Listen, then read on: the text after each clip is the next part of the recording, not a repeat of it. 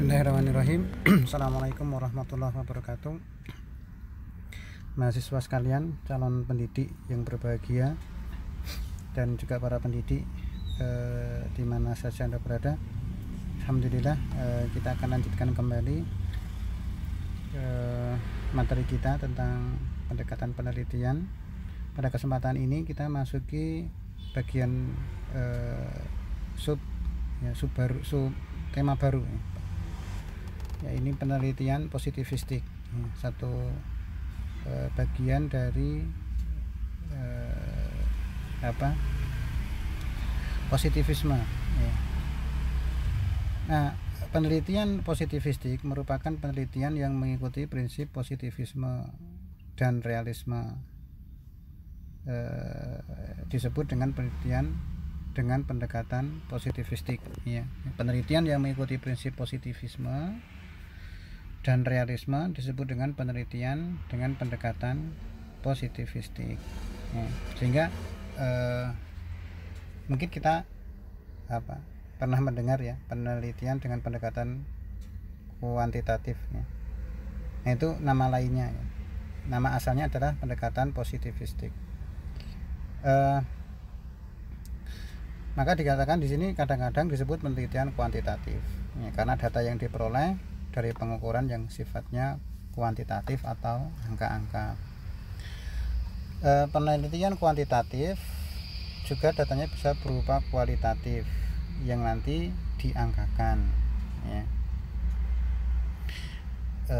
Misalnya degree of achievement ya, derajat ketercapaian ya. 1 sampai misalkan nilai 8 sampai 10 itu dalam kategori sangat baik ya, seperti itu. Penelitian kuantitatif atau penelitian positivistik dilaksanakan berdasarkan metode berpikir deduktif atau sifatnya menguji hipotesis atau teori, bukan menemukan satu teori.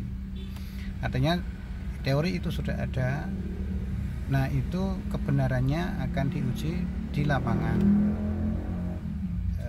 Ada satu hal yang sifatnya abstrak, general, umum. Nah, apakah itu di lapangan berlaku secara spesifik, secara praksis? Nah, itu namanya penelitian positivistik. Diuji teori itu di lapangan, tingkat kebenarannya seperti apa. Sementara penelitian kualitatif atau penelitian post-positivistik atau naturalistik dilaksanakan berdasarkan metode berpikir induktif, dan ini kebalikan dari positivistik ya, yaitu dalam penelitian kualitatif kita akan menghasilkan satu hipotesis atau teori ya. Oke. Kemudian positivisme berakar dari filsafat realisme atau realitas tunggal, yaitu yang terekam oleh indera adalah benar adanya, sebagaimana kemarin disampaikan bahwa segala sesuatu yang terindra lah yang benar, yang tidak terindra tidak diakui kebenarannya, karena realisme yang real saja. Sementara positivisme berakar pada filsafat idealisme yang menganut realitas jamak, realitas yang banyak, kebenaran banyak, kebenaran jamak. Mereka mengatakan yang terekam oleh indera belum tentu suatu hal yang benar ya. Kita ke ciri positivisme.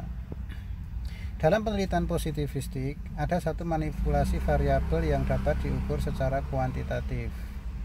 Ada satu variabel yang boleh kita variabel itu variable ya, dapat bervariasi, dan kita kenal ada 3 macam variabel, yaitu variabel variabel bebas, variabel terikat, dan variabel kontrol. Variabel bebas itu nilainya kita variasi ya, kita ubah-ubah.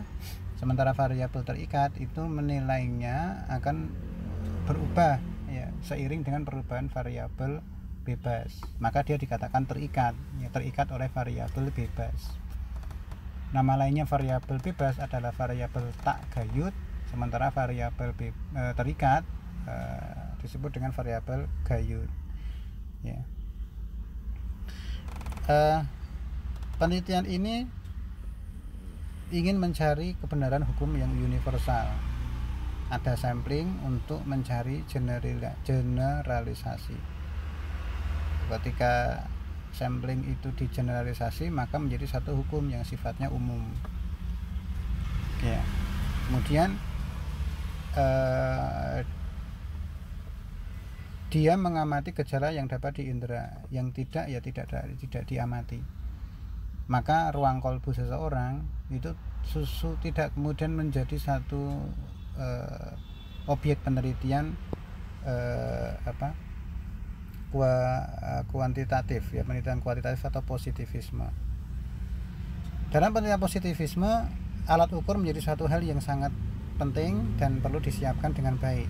Ya, maka perlu ada validasi alat ukur dan reliabilitasnya harus diperhatikan. Ya, ini penelitian positivisme. Seperti itu. Nah, kemudian ada beberapa kritik terhadap penelitian jenis ini. Ya. Dalam penelitian positivisme hanya dipelajari permukaannya atau bagian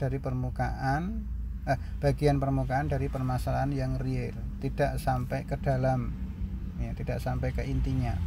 Apa yang nampak saja, misalkan siswa yang mengerjakan suatu tes tertulis, ya apa yang terjadi di nilai itu yang kita ungkap. Mengapa kok sampai seperti itu tidak disampaikan, tidak kita cari. Ya, taruhlah kita memberikan satu tes kepada siswa, lalu siswa mendapat skor 5, maka kita nggak akan tanya kenapa kok dapat 5. Jangan-jangan dia sakit saat mengerjakan soal ujian. Nah, itu kita tidak pedulikan seperti itu, ya, karena yang kita ukur adalah yang sesuatu yang terjadi, yang teramati, yang empirik, ya. Kemudian sifatnya atomistik, dia memecah realistik menjadi satu hal kecil-kecil yang dapat diukur. Kemudian digunakan untuk mencapai generalisasi, ya, untuk meramalkan dan memprediksi menggunakan sampel tadi, ya, yang kita ambil. Kemudian menyederhanakan masalah, ya, dikatakan reduksionis, ya. Padahal sebenarnya masalahnya mungkin sangat kompleks, ya. Tapi peneliti positivistik itu memandang satu permasalahan, jika ini maka itu, tidak mengatakan, tidak mencari mengapa begitu, ya, seperti itu. Kemudian yang kelima adalah deterministik, tertuju pada kepastian dengan menguji hipotesis. Iya.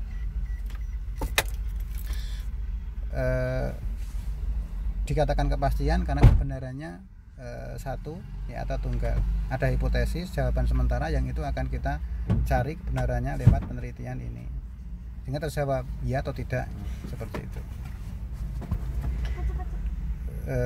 Itu penelitian positivistik. Nah, setelah itu ada satu tanggapan, satu semacam tindakan untuk menanggapi kritik sebagai ikutan kritik dari penelitian positivisme tadi, yaitu post-positivisme. Kita akan lihat pada tayangan berikutnya atau rekaman berikutnya, ya.